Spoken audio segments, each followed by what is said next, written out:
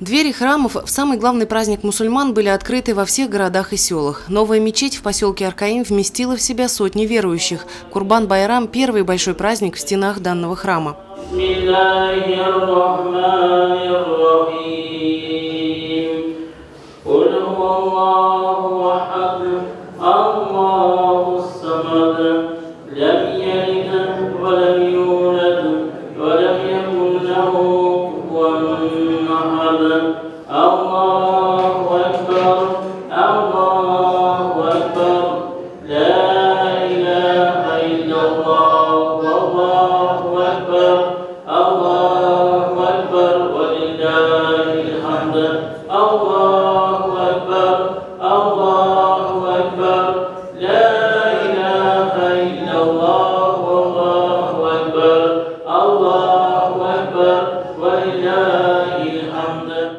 Курбан-Байрам – праздник жертвоприношения. Согласно Корану, пророк Ибрахим хотел доказать свою любовь и верность Аллаху, принеся ему в жертву самое дорогое – своего сына.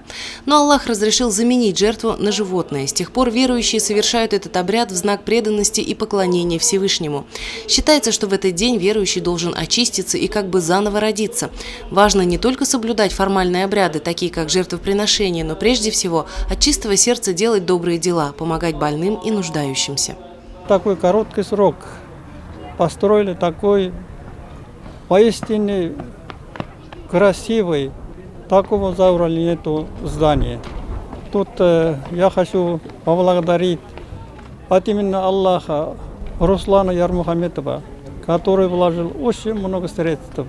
Давликин Талгат Арафат тоже очень много помог. Спасибо им, дай Бог им баракатли турмош, чтобы у них в семье было благополучие, порядок, чтобы не было войны в нашей стране. По всем нашим руководителям, вот уже 70 лет мы не видим войны. Все население поселка Аркаим поздравляю с праздником Курбан-Байрам. Всем желаю здоровья, счастья, долгих лет жизни, здоровья, самых хороших в жизни. Ни один Курбан-Байрам не обходится без праздничного застолья, где главные блюда готовятся из баранины. И в этом году верующие собрались за большим столом во дворе мечети, чтобы еще раз помолиться за здоровье родных и поблагодарить Аллаха. В этот день во всех духовных храмах было многолюдно. Праздничные мероприятия прошли и в мечети Нур поселка Туяляс.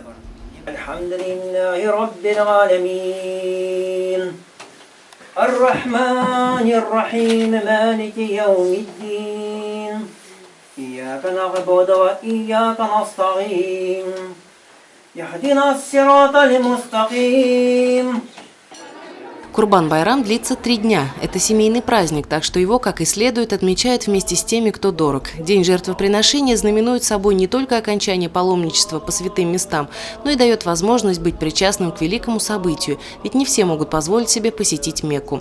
Истинная вера в душе, где и находится храм каждого человека. Алина Полянская, Гульхамитова, Радмир Сингулов, телекомпания СТВ.